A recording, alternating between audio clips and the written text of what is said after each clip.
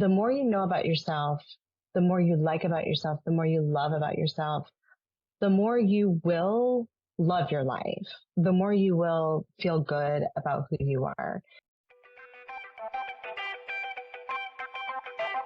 You're listening to the No Labels, No Limits podcast with best-selling author Sarah Box. We focus on the mantra, no labels, no limits, no excuses. And now without further ado, please welcome your commanding coach with plenty of chutzpah and heart, Sarah Box. Hey there, No Labels, No Limits podcast listeners. Welcome back. I am Sarah Box, your host of the No Labels, No Limits podcast, where we're on this mission to help individuals, teams, and organizations think outside the box and move towards what they want and beyond limiting labels and beliefs, all so that each of us can have a profound impact in our own lives and then hopefully ripple out into the lives of others in a positive way. And we do it through this podcast by learning and staying curious about others and sharing accomplished and inspiring guests who have done the same in their own lives and pursued and accomplished personal and or both professional goals. So today, I'm really excited to introduce to you a new guest, Ryane LeCesne. She is the Advance Accelerator Coach, and she has nearly a decade of experience where she's empowered over 1,000 high-achieving women, particularly focusing on the unique challenges faced by high-achieving women. So I'm going to pause and just let you think about what are those challenges, because I bet you can relate to them. Now take it down a notch or niche down a notch, not down, but just niche, get a little tighter. She even dives in to really think about the unique challenges faced by high achieving Black women, which is another set within that. So whatever you can think of, whatever your race or ethnicity is, she's got a label and an understanding and a niche down on Black women. So I'm excited about that because I don't. If you look at us, we're different. She's a master at helping her clients overcome impostor syndrome, perfectionism, and distraction to unlock their full potential. And if you've ever followed the success blueprint but felt it lacked clarity or it just stuck for you, Ryane has transformational tools. So from the theoretical to the practical. So just join us, and she's going to talk about her evidence-based coaching process, explore the mindset shifts that led to her professional development and achievement. And I've got some other questions for you that we're going to talk about on the back end. So with that, let's formally welcome Ryane LeCesne to the No Labels, No Limits podcast. Good morning. Thank you. Hello. Thank you, Sarah. And thank you to your listening audience. Thank you, listener. I am excited to dive in with you. Thank you so much. Well, I want to ask you, and I kind of asked you this before we hit record, but I'm always curious about people's morning routines or how they start their day. So what did you wake up thinking about or acknowledging today? Yeah, and I really appreciate that question. It had caused me to pause for a moment, as you saw. So this morning, I remember having the themed thinking that, I have the capability. I have what I need. I have the stability. It was like the inner conversation, the inner dialogue was affirming that because I was experiencing evidence of that, like all around me. It was like, oh, you are enough. Like you are stable. You did make those plans. It is moving smoothly. Look at that happening. Which feels very nice, of course, in general. And it feels very nice as we're going to dive deep into today. I am more than sure, Sarah, with your brilliant, inquisitive curiosity, it feels nice as a person who doesn't necessarily have a history of that feeling. The history of the feeling and the reason why I am a competent coach and it's my purpose is because these are mindsets that I not only have had to overcome, but without very conscious practice are the shadows that sneak into my world, into my universe. And so it feels nice to, I don't want to say be on the other side, of fear, it is nice to be at a stage of life where my tools are embodied within me. The conversation is elevated and healthy to the point where there is greater time periods of peace and confidence. And that feels good. And that was evident today. That is so thank you beautiful. for affirming that for me, because I wasn't sure if I was really conscious of that. So yes, that feels really good to say that out loud. So beautiful.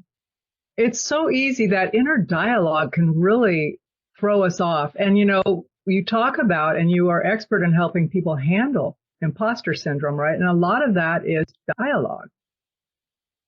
I would really say that I'm like a inner dialogue coach. Fundamentally, that's really at the essence of what I help people do, is to shift, because the dialogue comes from your beliefs. And so I help people really shift the beliefs that cause that dialogue.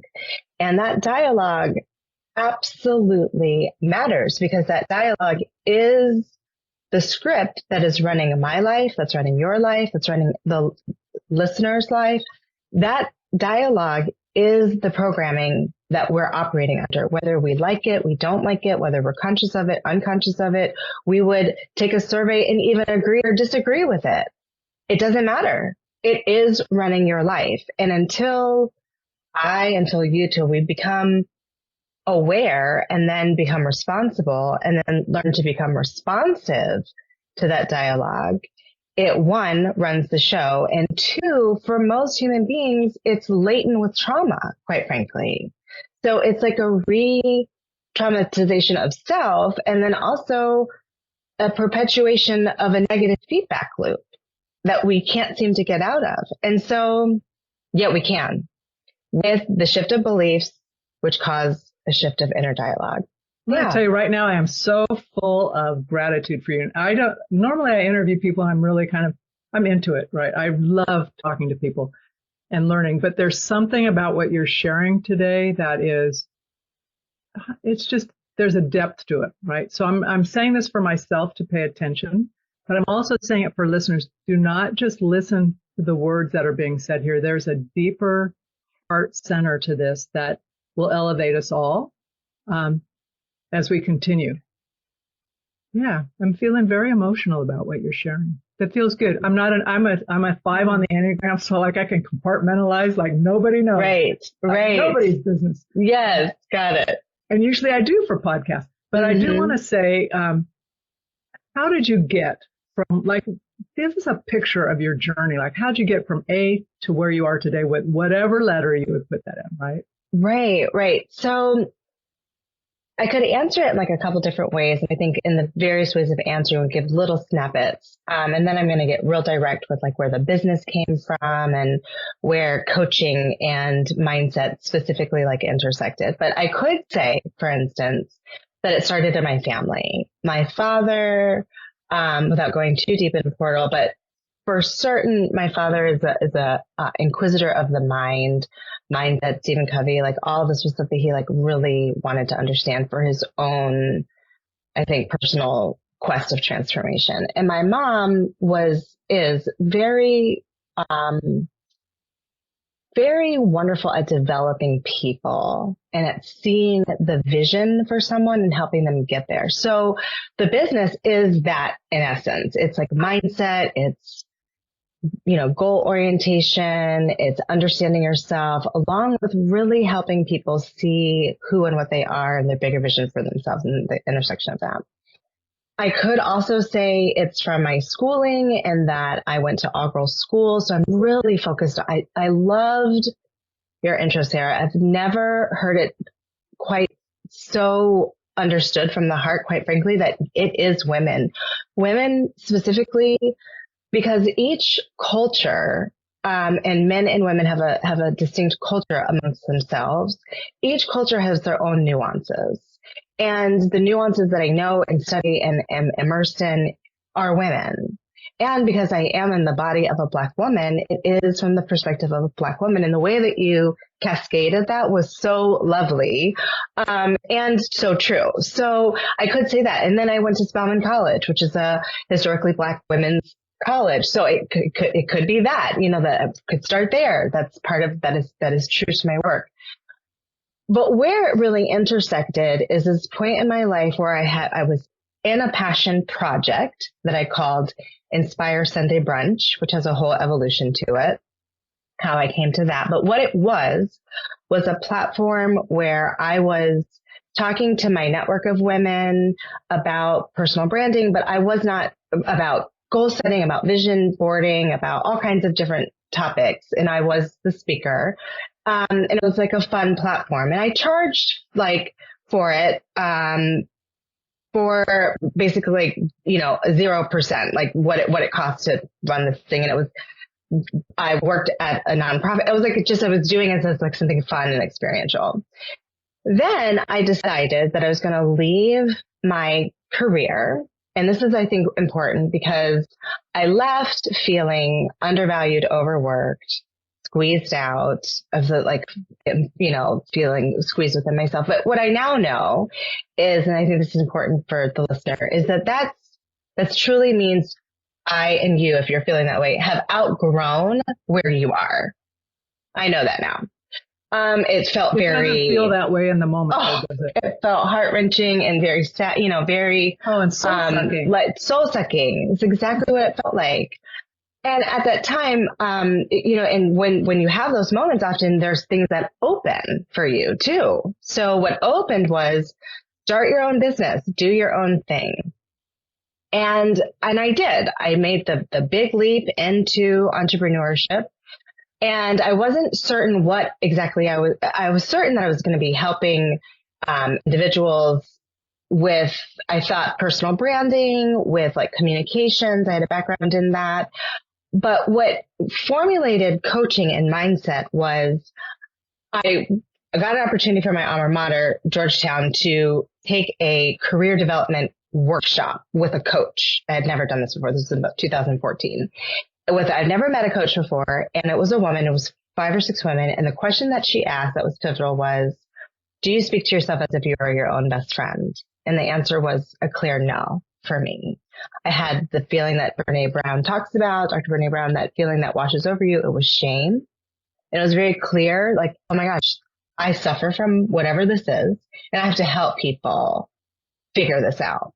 That was my intersection with coach. And I took her class, and she became my mentor, and I fell divinely into coaching. So it was this intersection of these two things, this business I had that was around coaching and the understanding, coaching, this is what I'm going to do. I went back to school to coach, and now I'm a coach who's certified, and I have this business that's actually LLC. And now I am at a point where people talk about ripping the Band-Aid off.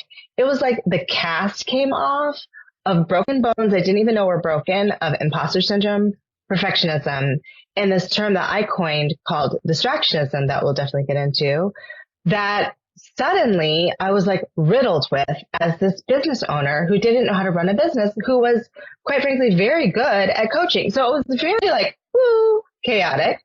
That's something to definitely talk about. And yet I really learned to work my own process.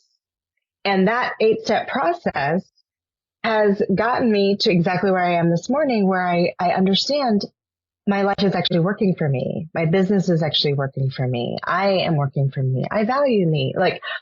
Those imposter syndrome, perfectionism, distractionism mindsets I bump up against. And at this point, the inner work works, and it works so much that I can process through those things in every day. They're not such stumbling blocks.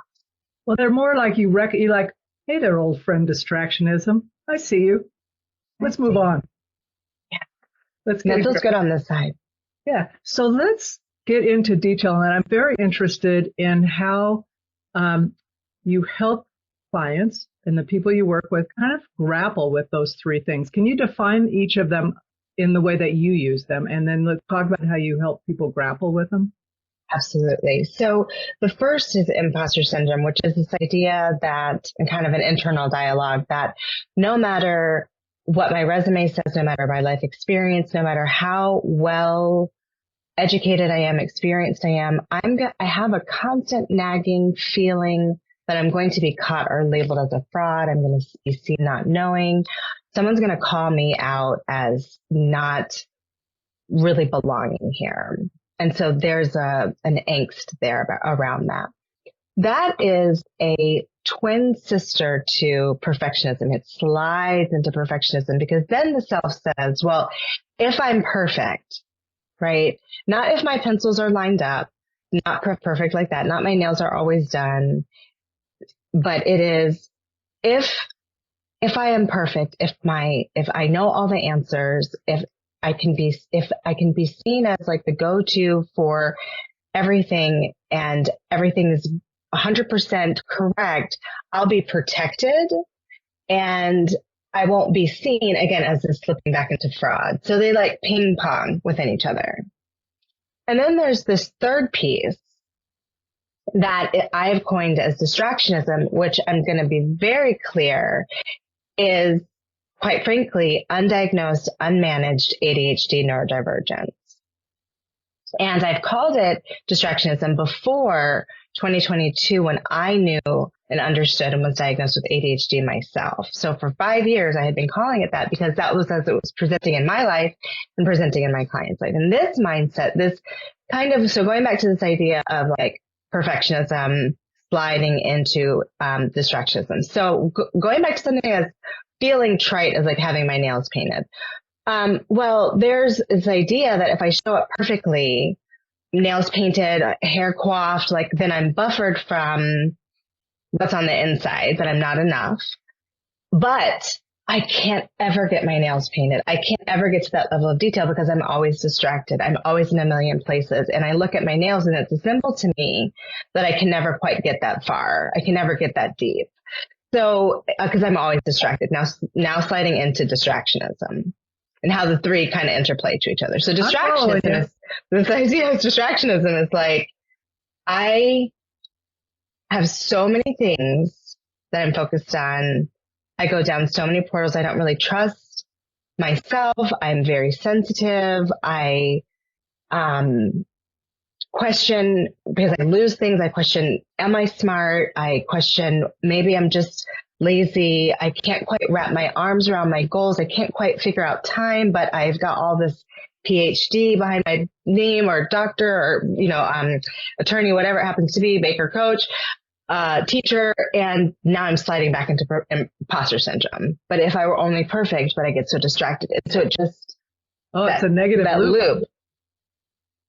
And so I help people to do a couple of different things. One, to become aware of that loop and become aware of what's happening from self-awareness. Number two, it is and this is actually going through my 8 steps. So number one is to unlock their brilliance. So much of what's happening is that this person is in this web around something that they want. I want to start a business. I want to grow in my nonprofit. I want to expand in my career, but I'm trapped in these 3 things that are keeping me in this web: distractions, imposters, and perfectionism. I can't move forward. I'm feeling stuck.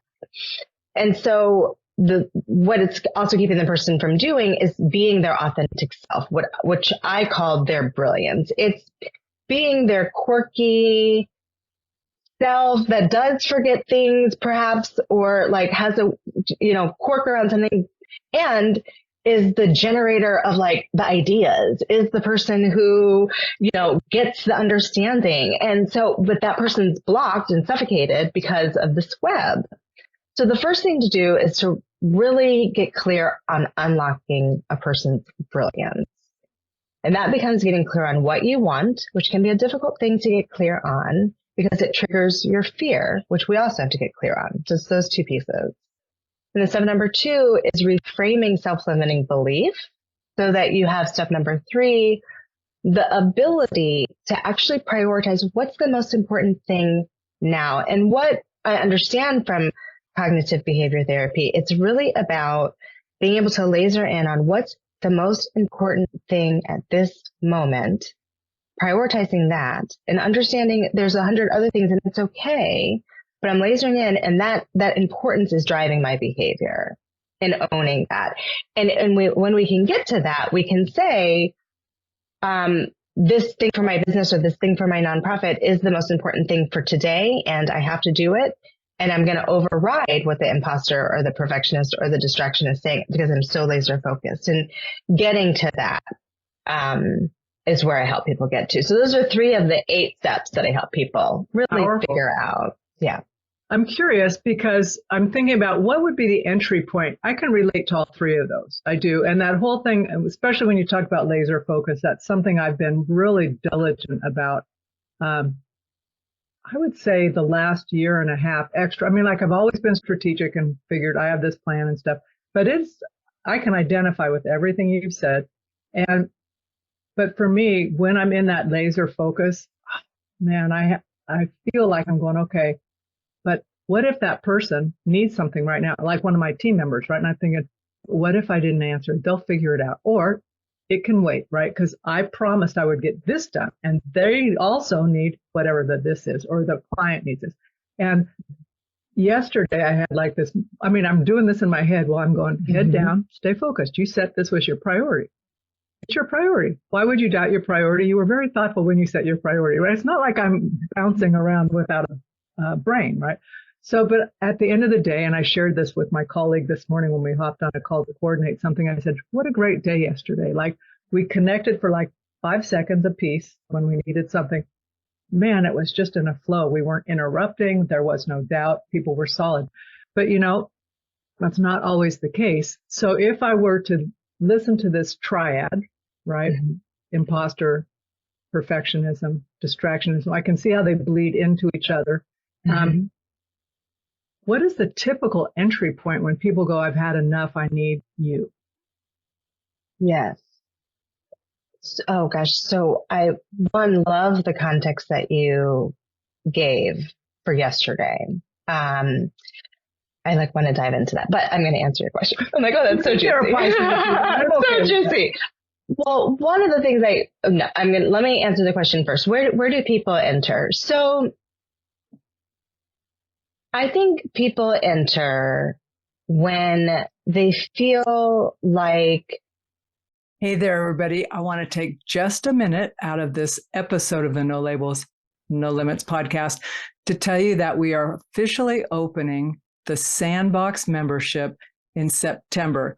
So if you're not already on our mailing list, please click the link below to either sign up for the membership or get on the waiting list for the membership. And if you click the link, you'll find more information about what's included, what our plans are, and better yet, you'll be on early enough to help decide what is most important to you to experience in the first 3 to 6 months of the membership. So don't wait. Click the link below and join us in the Sandbox where fun happens. We get to do a little R&R, little learning, support one another, and really grow and expand in ourselves, in our lives, and impact the world in a profound way. So come on over, join us.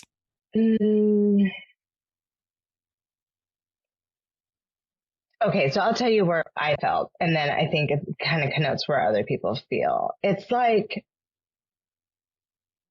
that there's something so badly that you're meant to do or to have or to experience, and you recognize that you've really exhausted everything that you know how to do, and that there's got to be something else out there. So there's almost like an openness. And then almost like you run into the thing, you run into the book, you run into the coach, you run into the experience. But there is this sense of like almost a surrender to there's got to be another way. I've just exhausted everything, and yet I'm not giving up on this thing. Like there's got to be more support. And then I find that people run into the support, and that's how it happened for me too. But there is that point of like, I just believe in this. There's more, and it's affecting their self-esteem. They're noticing it. It's affecting their sense of self, and they're noticing it. And it's like they're on a quest. Is generally what people find me. Or Their they've own run into hero's something that I've journey. said. Exactly. Or they've run into something that I've said that sparked that hero's journey awareness of like, oh gosh, I've run into, just like I ran into, do you speak to yourself as if you're your own best friend? I like ran into a wall, and then it leads to that hero's journey of like, how do I overcome that experience? But speaking to yourself like you're your own best friend is so powerful. One of the tools I've used to help me, like when I feel like I'm really pushing myself, like I'm going, you would never do this to a coworker. You would never go, rah, rah, rah, work harder, do more, right? So I've taken my foot off the gas on some things. It freaks me out a little because it's that drive to make sure everything's good. But I realized when I can look and see a picture of myself when I'm between 5, 3 and that young age, I'm going, you would never say or make that child do that. Stop it. Be nice to yourself. And or when I'm in an argument, like if I feel like this tension between my husband and I, and I'm thinking, wait a minute, look at that little boy's face, right? I have a picture of him when he's in like first grade or kindergarten. I'm thinking, that kid's full of mischief. He's not here to cause trouble. You're just not communicating, right? But that thing about how would you talk to a child that you loved, your own best friend, whatever. So, I mean, that question you were asked is it's so valuable. And people, I hope you don't think of it as being a throwaway question, because almost the door that you walk through. Yes, Sarah, I just had a wave of so many emotions as a mom of a 5-year-old. That is that's a very tender question, because I am also in the midst of, and I want to say just in terms of the practice, the type of practice that I do, what you're speaking to is really inner child work, quite frankly. And it is the ability to recognize, and what you have demonstrated so beautifully is seeing the humanity and the inner child in someone else, which really means that you also see the inner child within yourself, to be able to recognize that in someone else, which is so wonderful in terms of how you relate to yourself. I just want to give you kudos on that in terms of just a wellness check. It's true. It's true. And to be able to see that level of depth within a person is truly profound, because it will shift how you respond to them. And it's important because, just holding on to that, because the listener may be a parent as well, is that our little people, and my daughter is 5, and sometimes throughout little micro moments, she doesn't seem 5, she seems like 25, no. Right? And wonder, like, where are you from? What has happened? And what just happened like 10 seconds ago where you were 5, and now we're like in this weird chaos period. And it is to remember and to see her as 5, and to remember that she's seeing the world for the first time, and to really find that within myself, and that is something that I'm very much actively learning and working on myself. It's like reparenting myself as I'm parenting my child, of how would I have wanted to be handled. And I also point that out because it really is the inner child that we are healing through all of these different, whether you talk about very scientifically or you talk about it very spiritually, it is the inner person that we are healing. So much of what we are healing is how we were parented. And so how we relate to ourselves as adults really does matter, because again, it goes back to our operating system. It is how we operate in the world. And so we have the opportunity to, just continuing along with this theme, reparent ourselves in so many ways. I'm going to ask you to niche down a little here, because everything we've talked about applies generally across the board. I rarely hear men say they have imposter syndrome. Agreed. So let's take that. So does the social science says they more women than men for sure. Yes, but not statistically. I'm not the statistician, but we do statistically experience it more often. But I do see some that try to who are afraid, right? And so they try to be perfect. have the same effect as True. solving imposter, right? But own culture. at any rate, but I want to niche down and stay with women, but let's talk about Black women, because let's talk about how that experience has its own nuances. Yes, absolutely. And I think it's a very big question that I don't want to make it sound like it's monolithic, like every Black woman has the same experience. I just want to set that as the framework and context.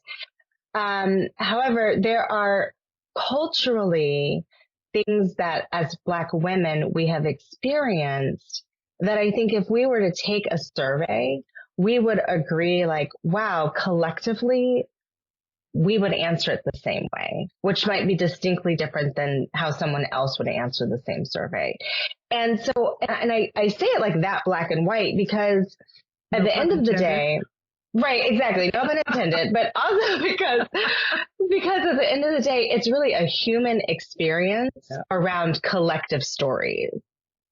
So, absolutely. You know what I mean? And so, absolutely. Yeah, it's like our collective story. So like collectively, we could say our experience has been, and I specifically work with high achieving Black women. And what does that mean? That means women who are, really looking to move up in whatever up is for them. And they are looking for the support to do that. So it could be within their business, start a business.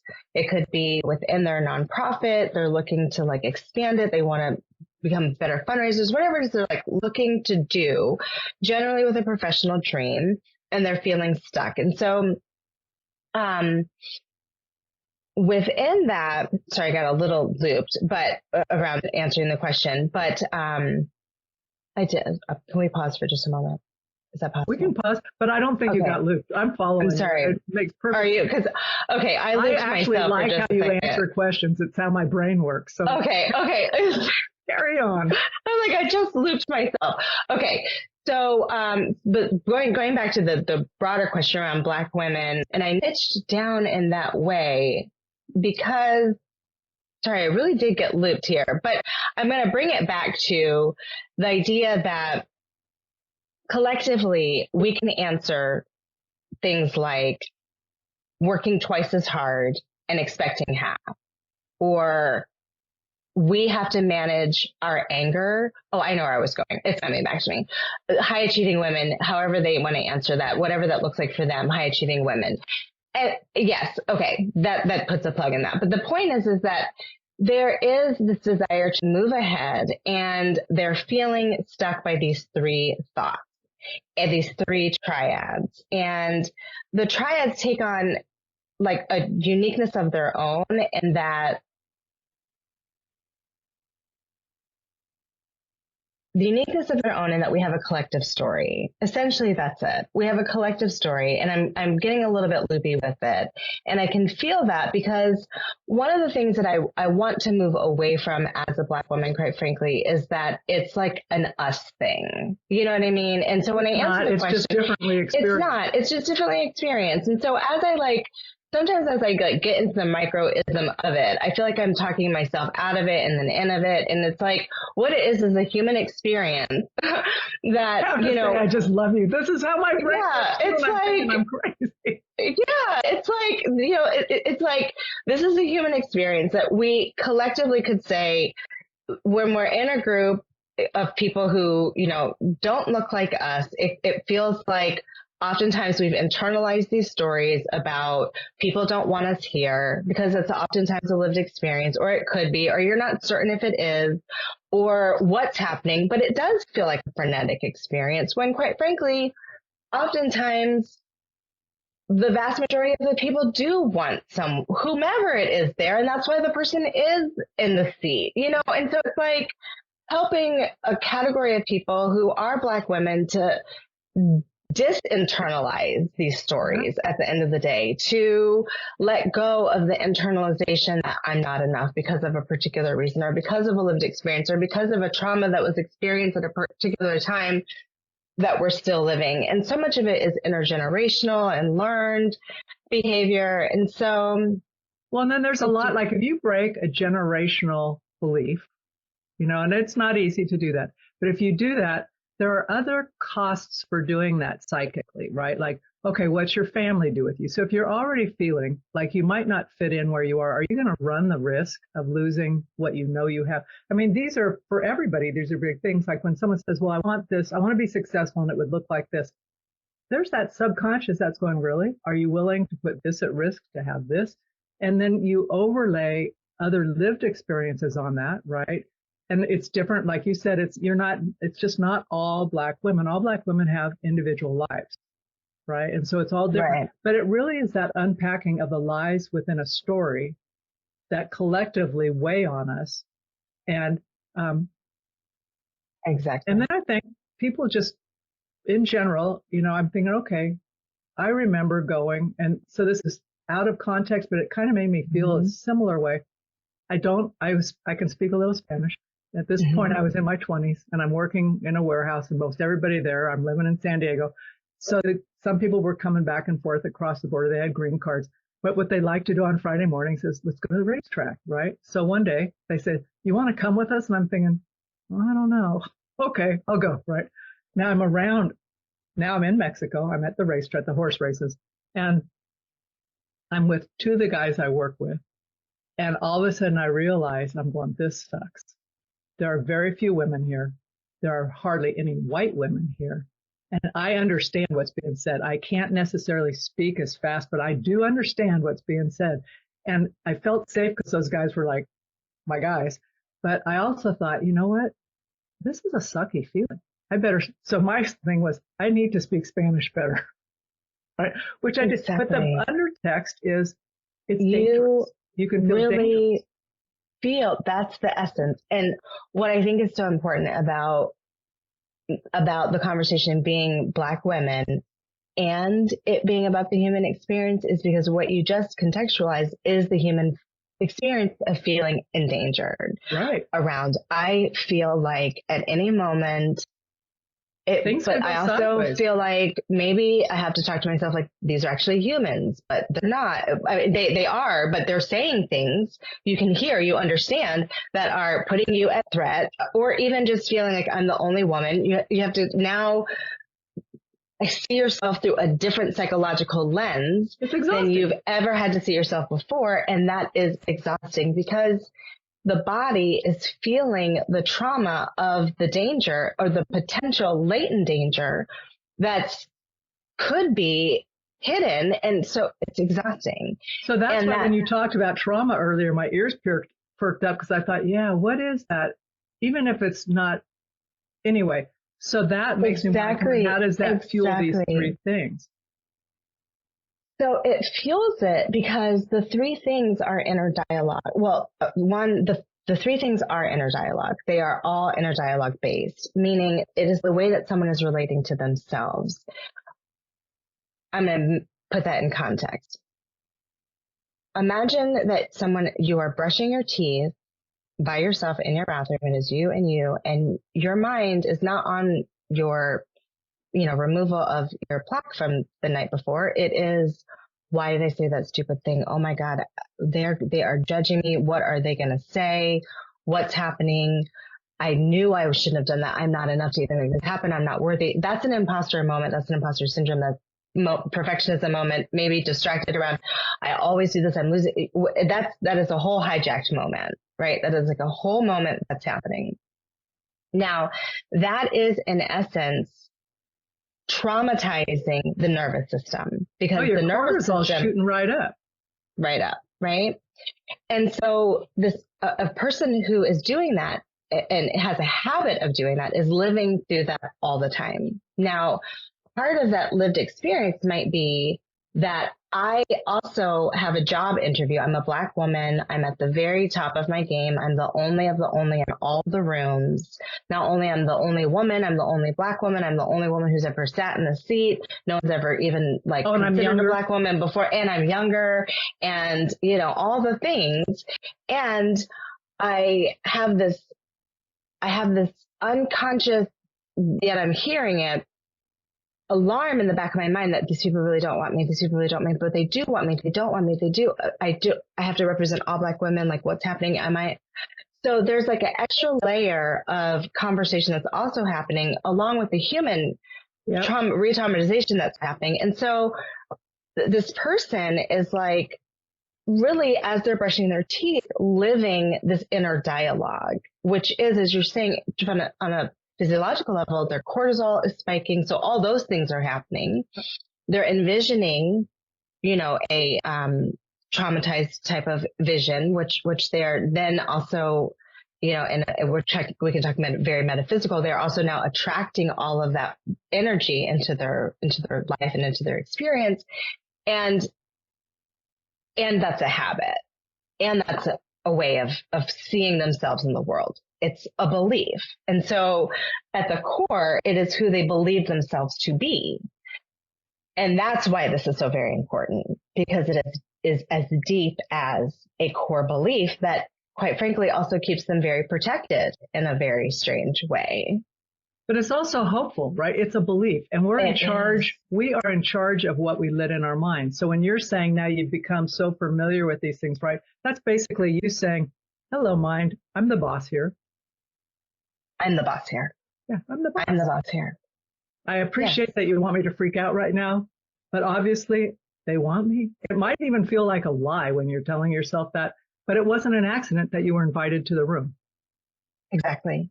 I mean, you can say that easy when you're on the other side of fighting that demon. But when you're in the middle of it, it's like, oh my God. The demon is very big. It's false evidence appearing real every time. Fear, fear, fear. And again, just answering the question wholly, as Black women, we oftentimes have a contextual framework, a lived experience that's very similar, where culturally speaking, it can be helpful to speak to someone who has had that lived experience, who, understands the nuances, and to be able to say, wow, this has been very real for me.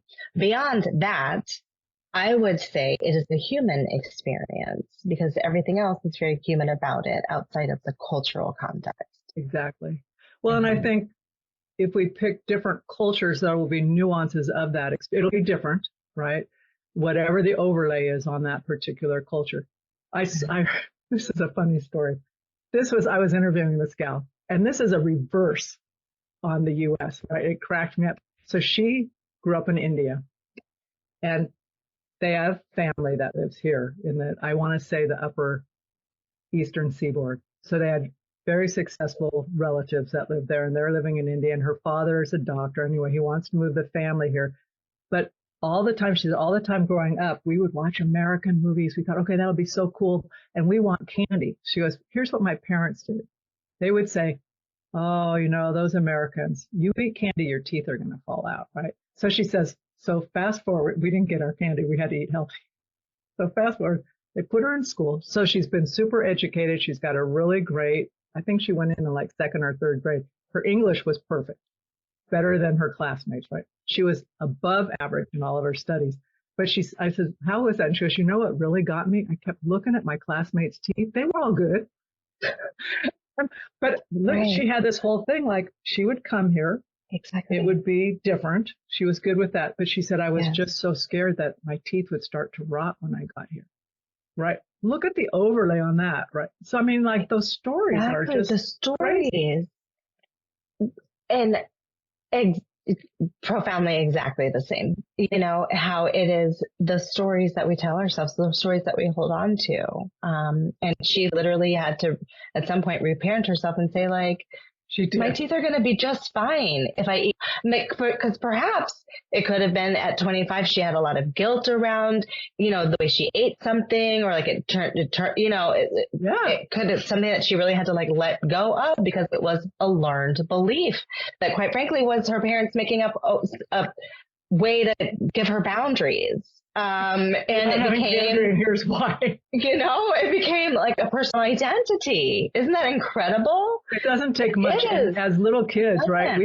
We are good storytellers. Absolutely. We're magicians in that way. Absolutely. I love that. I just think what you're saying is so hopeful for all of us, because it is doable.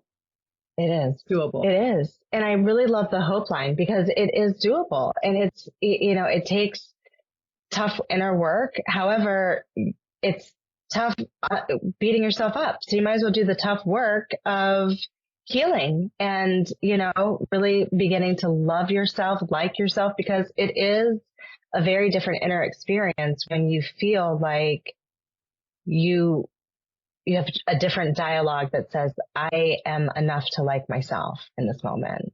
In And these you can hard, laugh at sticky you. Like moments. someone goes, you're so weird. You're going, okay, thank you. Thank you. I'm good with me. Yeah. Good with me. I'm good with me. Okay. I want to shift gears a little bit here. Yeah. But then I'm going to shift after that as well. So I want you to share with us, like, say someone wants to work with you or learn more about you. What is the entry point for doing that? Absolutely. So there's an entry point currently, and then there's an entry point that will be more of an ongoing entry point in the future. The entry point right now is everything is one on my website, which is inspirebrandconsulting.com. And I have a quiz that someone can take that, based on, I think it's about 10 questions, about 3 minutes, gives you just a snapshot on which one of those mindsets might be your more predominant, what I call your confidence killer. What is causing you to really what might be the cause of you to hold back in terms of those 3 mindsets? And, it's kind of like a People magazine quiz, or just gives you some insight as to what is imposter syndrome, what is perfectionism, what is distractionism, and how might you begin to relate with that. So that's really the entry. And then I have a discovery call that is a free opportunity if someone wants to extend the conversation. That's a complimentary call where we'll dive into really looking at where someone is, where they want to be, and what is that confidence killer that's causing that impasse, and talking about how to move past that. So there's the discovery call that's there. So I would say that's all low barrier. It's like, it's easy. Yes. Take the quiz. All free. Yeah. Quiz, reach out. Exactly. So I'm saying that for anybody who's going, well, I'll do it later. Now's a really good time to do it. Later. Yeah. Later never comes. It's always later. That's right. So this is the other shift I want to ask you is, I wanted to know if you had a chance to listen to a previous podcast episode and who it was with and what's kind of stuck out to you from that. Yes, absolutely. So I sure did. And the person that I heard, it was a divine blessing, because I kind of scrolled and picked, and the topic was ADHD, which is, as you know, near and dear to my heart. And it was Dr. Tamara Rosier. And the reason that it's not only so profound, because she is so profound and incredibly gifted in terms of her understanding and teaching and depth of empathy and compassion for people who have ADHD and neurodivergence. It is because that book, Your Brain Is Not Broken, literally saved my life. It was in fall of 2022, and we had just moved as a family, and which means like every system was hijacked. I also had a little one. It was a lot on my plate, more than I realized, and my life intersected with, perhaps I have ADHD. And I did, and I do. And that book was the lead into, perhaps this is something that's very real for you. I got tipped to maybe coaching ADHD, and it caused me to do a Google search, and her book was what came up. I read the book, and it was affirmative and like life changing. So it was divine that was the one that I listened to. And what stood out was, one, I think that for me, there's so many wonderful helpers in the world. Her helping is so wonderfully scientific, like through almost therapy through the science of understanding what's happening. And it made me also think about, what do I distinctly do around, this idea of distractionism, which is really around helping people to reorient the story that they tell themselves about neurodivergence, about their experience of neurodivergence. And I took away more science from that episode. I took away affirmation hope, the same hope, Sarah, that you talked about, that, because also she talked about that she's one of the first books that talk about the emotional impact of neurodivergence, ADHD. And that's where I was. And that's what resonated so much with me. This is sort of emotional experience of it. which really also means that someone is also believing something about themselves. And so the ability, bringing it again full circle, the hope and the optimism of being able to shift beliefs around what is someone's brilliance, because ADHD, the fact that the opposite of perfectionism, quite frankly, is the fact that somebody cares so much that they want things to be so, correct and so fulfilled. And it's also what drives someone to know a lot of information and to go down incredible portals. Impostor syndrome just means that somebody really cares so deeply about their belonging that they probably are able to incorporate other people and be very empathetic and have a whole sense. So on the other side of these, what feel like mountainous terrain oftentimes is wisdom. And on the other side of ADHD is people who are so brilliant. And if and when they can let go of the story that something's wrong with me, I am broken, hence the title of her book, and embrace who they are and their quirks and get coaching and therapy and whatever else is needed as intervention to create the systems that their prefrontal cortex don't make, they live lives that are just above quality. It's they are the Steve Jobs, they are the unicorns, they are the things. And so they are the light workers, the sensitives, the people who make a difference. So that's what I got out of that episode. It was lovely. I'll make sure Tamara hears that. Please. So I'm going to pause here. We're going to put a pin in this conversation. I don't think it'll be the last time we speak. I hope it is not. I have two questions. One is there something you wished I'd asked you that I had not?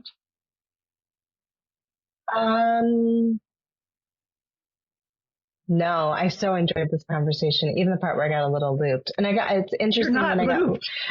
This is what I call external processing. It really felt that. It really did. And I keep actually saying that to myself. I was I actually was going down such a deep portal of externalization that I kind of had to back myself out, and I did. And that actually was a word in therapy today. It was externalization. So thank you for labeling that even further for me. Mm-hmm. Oh, I love it. So no, I think it's real. But this is for me when you did that. Thank you. I'm glad.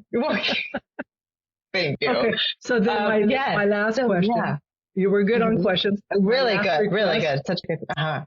Leave a word of wisdom or a thought nugget you would like to leave the audience with today. I would like to leave the audience with the idea that,